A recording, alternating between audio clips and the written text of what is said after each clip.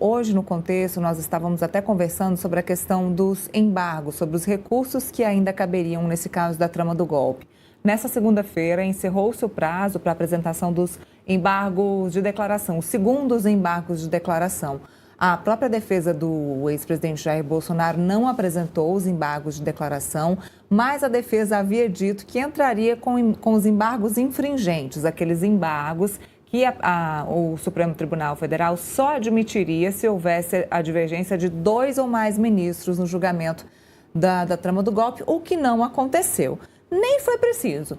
O ministro Alexandre de Moraes já determinou o fim desse caso, o fim deste processo. Não cabe, de acordo com Alexandre de Moraes, mais nenhum recurso do núcleo 1 da trama do golpe, nem embargo de declaração, nem embargo infringente. Agora, a defesa deve sim recorrer para a prisão domiciliar, para que ele saia da Polícia Federal, da Superintendência da Polícia Federal em Brasília e vá para uma prisão humanitária, que eles chamam de prisão domiciliar humanitária, por conta do estado de saúde de Jair Bolsonaro. Então, agora é o que cabe à defesa do ex-presidente. Não tinha mais muito o que fazer, né? Não. Era fazer.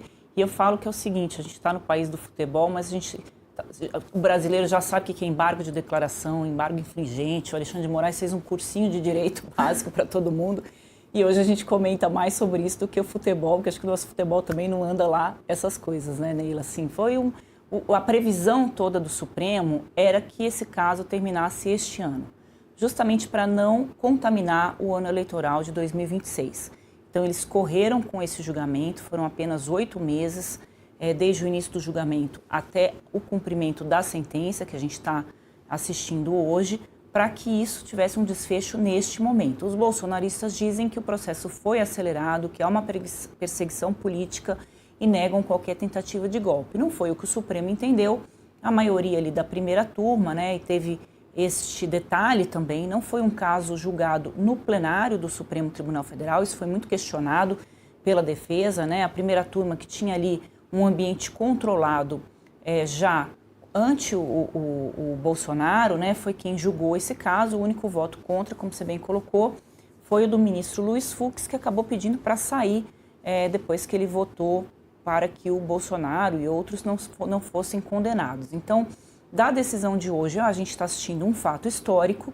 É a primeira vez na história do país que um ex-presidente é condenado e preso por conta de uma tentativa de golpe de Estado. O país já teve outras tentativas de golpe e foram feitos processos de anistia, ninguém foi para a cadeia. Mas a partir de agora, né, esse é o primeiro caso e a tendência é que daqui em diante, outros que tiverem a intenção de dar um golpe de Estado para tomar o poder, não pelas vias democráticas, muito possivelmente o caminho vai ser esse. A pena é bastante alta do Bolsonaro, né, são 27 anos de prisão e o que pediram aqui para mudar de câmera, é isso.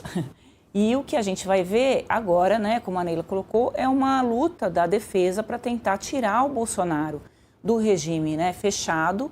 Ele vai ficar ali na Superintendência da Polícia Federal em Brasília. Se apostou muito, né, se falou muito onde que o Bolsonaro ficaria. A Polícia Federal, Neila, não tem o menor interesse em custodiar o Bolsonaro. Eles dizem que querem mandar o Bolsonaro para cumprir pena lá na tal da Papudinha, mas no final o Alexandre de Moraes falou, toma que o filho é teu, quem vai cuidar é a Polícia Federal. Ali ele fica num quarto, né? Isso já foi mostrado, provavelmente a produção vai passar aí as imagens desse local onde ele vai ficar, é como se fosse um quarto de um hotel, de uma pensão. Falo que é um quarto do Ibis, assim, mais ou menos, que é um quarto pequenininho, que tem uma janela, né, que dá acesso ao pátio ali da superintendência, mas ele não tem acesso às pessoas ali passando na rua. Então, o Bolsonaro vai amargar um tempo ali no regime fechado, todo mundo aqui em Brasília aposta nisso, que toda vez que o ministro Alexandre de Moraes tentar usar o cartão de crédito e lembrar que ele está sob os efeitos da lei Magnitsky, ele vai deixando o Bolsonaro ali mais tempo na prisão. Existe essa preocupação com a saúde do ex-presidente, mas ao mesmo tempo o presidente do PL, o Valdemar Costa Neto, deu uma declaração essa semana dizendo o seguinte, olha, se o Bolsonaro tivesse em prisão domiciliar, ele iria articular as eleições de 2026. Então o pessoal falou, mas então ele estaria A saúde, como é que fica, né? Se está em casa, ele consegue articular as eleições, mas se estiver no presídio, ele não consegue. É fato que o Bolsonaro, depois que tomou uma facada, né, nas eleições em que ele foi eleito, ele ficou com a saúde bastante fragilizada. Tem vários episódios, né, que o Bolsonaro foi levado para o hospital, fez várias cirurgias e também agora, certamente, muitas crises de pânico, de ansiedade, que aconteceria com qualquer pessoa que soubesse que vai ser privada da sua liberdade. Ninguém vai ficar bem sabendo que em pouco tempo você vai para a prisão, né? E vai ficar muito tempo ali, porque são vários processos, né, Neila?